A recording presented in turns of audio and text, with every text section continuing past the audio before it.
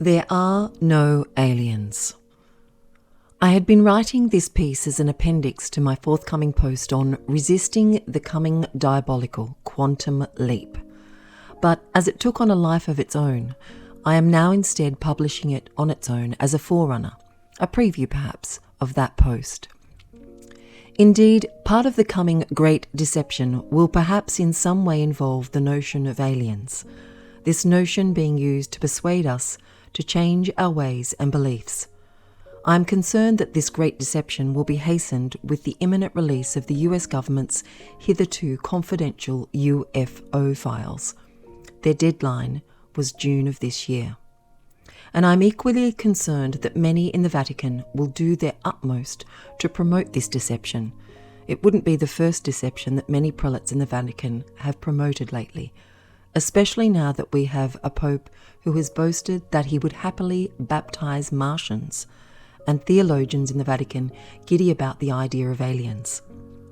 Last year's Vatican nativity scene was, I fear, more than just a hideous piece of art, but perhaps was also a symbol and a signal that they are ready to promote this deception as soon as the time is ripe.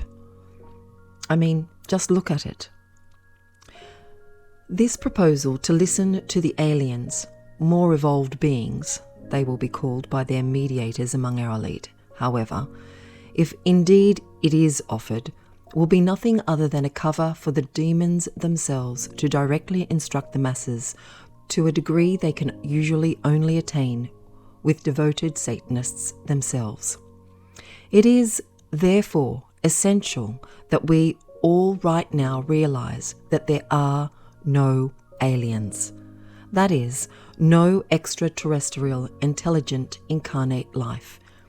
In this post, I am only addressing the question of extraterrestrial intelligent life, so that we are not tempted to dialogue with or listen to demons if they communicate under the guise of being friendly aliens.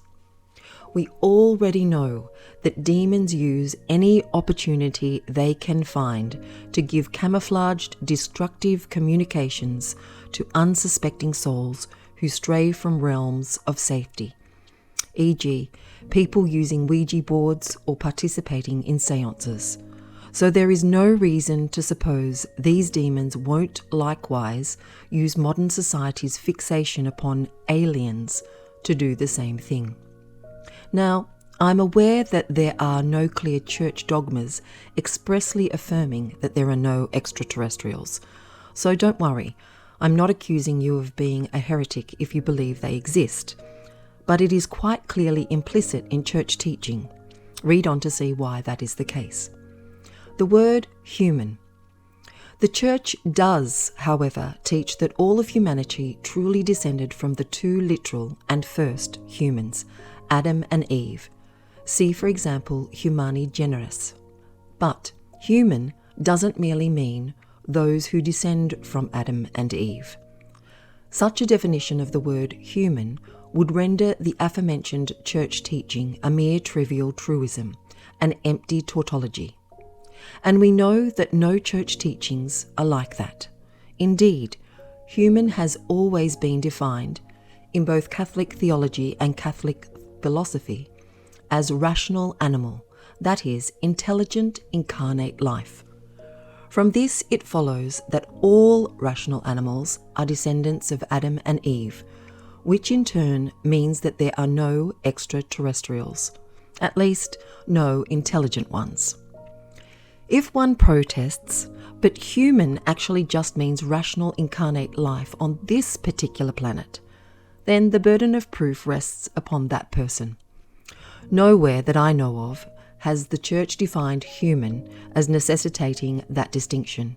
Everywhere we see man defined, this definition is given in a way that implies, if not outright indicates, universality. Human simply being the word encompassing all rational incarnate life. As the Catechism itself teaches, quoting Vatican II's binding teaching, of all visible creatures, i.e. non-angels, only man is able to know and love his Creator. He, man, alone is called to share in God's own life. Catechism of the Catholic Church 356. Note, the full context also makes reference to on this earth, simply to distinguish earth from heaven, hell, purgatory. But even if one insists upon a different interpretation of on this earth, it makes no difference. The clauses I present above are logically independent from that reference, which anyone will see who reads the entire section and considers basic grammatical norms. Now, an alien believer will protest, so maybe there are aliens. They just aren't able to know and love God or share in His life. But this protestation blasphemes God's goodness. Any rational creature, by nature, is intrinsically inseparable from the potency and call to know and love God. For God to create a rational being who nevertheless could not know Him would be for God to create an evil which can never be. God can at most allow evil, never cause it. From this, too, it therefore follows that we can be certain that man is the only visible, non-angelic creature that exists who has rationality, no aliens. The sensus fidelium absolutely rules out aliens. We must also consider the fact that the Church does teach that sensus fidelium is infallible, the sensus fidelium being the consensus of all the faithful. Now, if something is infallible, that means it cannot change at any time. It does not merely mean that it was true in its day. Infallibility is, by nature, permanent.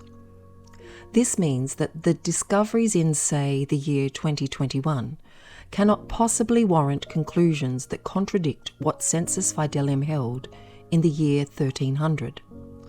A batch of theologians, even if they reside in the Vatican, deciding in the year 2021 that they believe in the existence or possibility of something that the sensus fidelium held in the year 1300 to be impossible, cannot budge that element of the sensus fidelium one iota.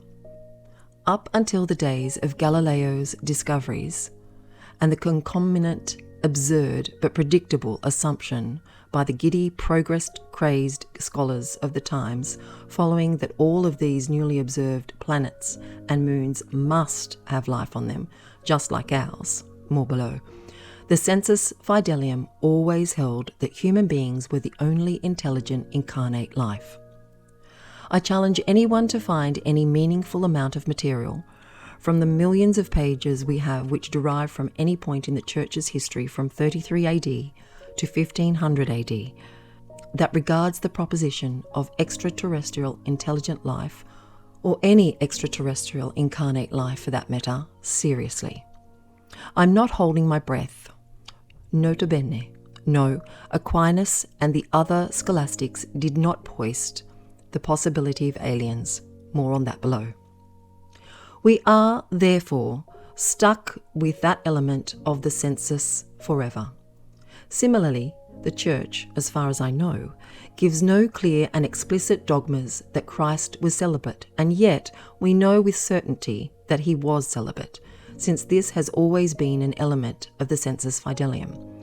And the ridiculous Dan Brown novels, Da Vinci Code, cannot budge that fact one bit, no matter how many theologians pretend it is possible that Christ wasn't celibate. Neither can one claim that this question of extraterrestrials is outside of the proper domain of the sensus fidelium, as, for example, the details of physics and astronomy are, i.e., it will not work to protest, but for the first 1,000 years of Christianity, all the faithful thought the earth didn't rotate also. For the question of whether mankind, and thus the incarnation and redemption, is unique is no mere trifle, and no mere empirical question that could be dismissed as tangential to the faith.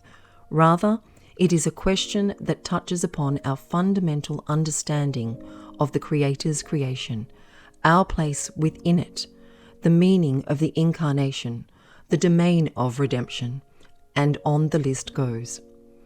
As you will see below, the Catholic theologian alien supporters themselves implicitly admit that this is a faith-essential question, since they say that discovering aliens would require us to completely reread the faith.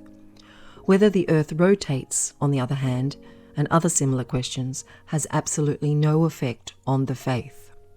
An article in Scientific American published a couple of weeks ago, though ostensibly refuting my point on the sensus fidelium here presented, actually only proves my point. The article's very title boldly and falsely claims, until recently people accepted the fact of aliens in the solar system. The body of the article, however, confuses one small period of history, the era of modernism, with history itself, as it only refers to the period from some 400 years ago until the last century, harbouring the widespread belief among scientists in aliens. The entire article contains not a single reference to belief in extraterrestrial life before Galileo. Note: there were indeed ancient pre-Christian thinkers who believed in aliens, but obviously they do not get a vote in the sensus fidelium. One thing this article does an excellent job of, however, is to demonstrate that those who blindly trust the science, when doing so requires leaving aside common sense, good philosophy, or good theology, are always led into error. Indeed, most, if not practically all, of the post-Galileo astronomers insisted, with their primitive telescopes to prove it, that the Moon and Mars and the other planets they could see were filled with life. Our telescopes prove it. Look at the engineered canals on Mars. There were none.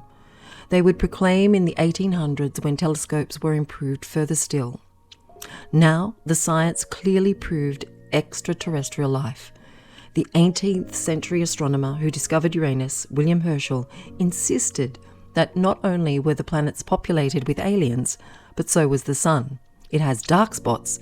These simply must be holes in its life-supporting atmosphere.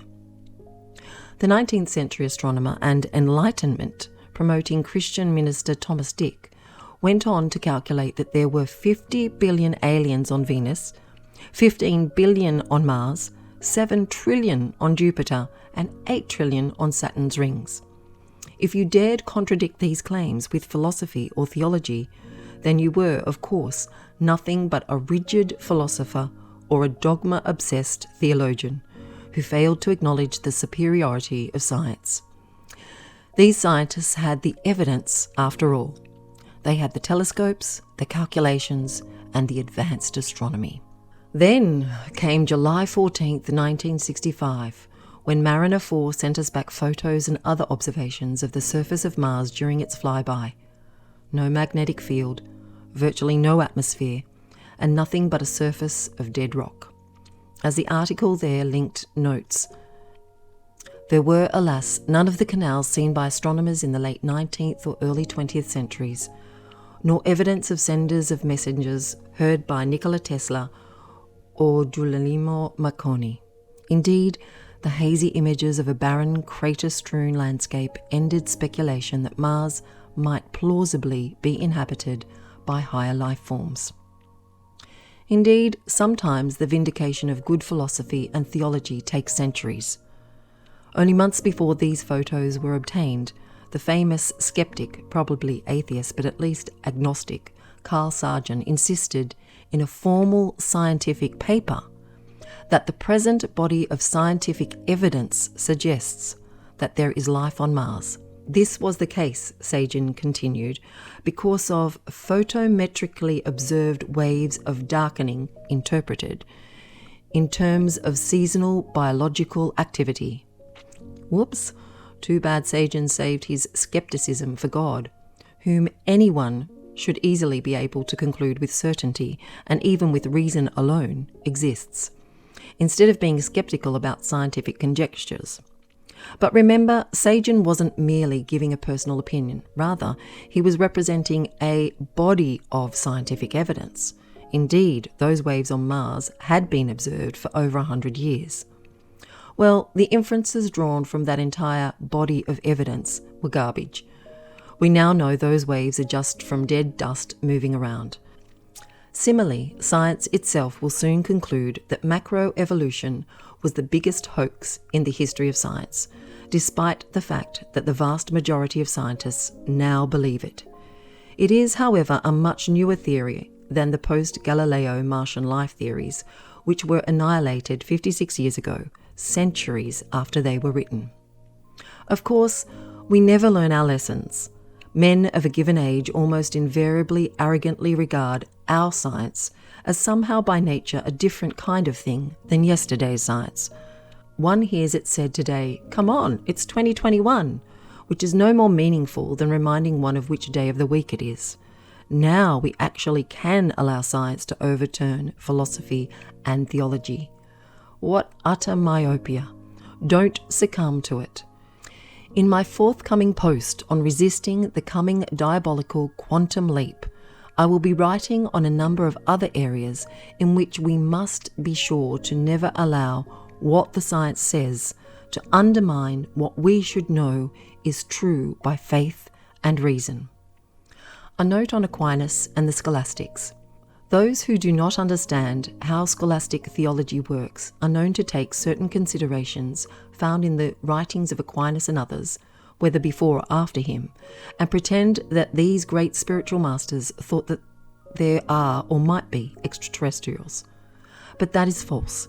In pointing out that making other worlds is possible for God, Aquinas was just making a theological point about God's omnipotence and the world's finitude, not presenting a speculation about aliens. Jesus said the same to Louisa. "One single act of my will is enough to create 1,000 worlds." October 20th, 1914. Aquinas' point here would be in contradiction to, for example, that of Descartes, who thought that God would not even be capable of creating other worlds, cosmoses, for Descartes erroneously regarded the given physical space we now inhabit as exhaustive of all possibilities.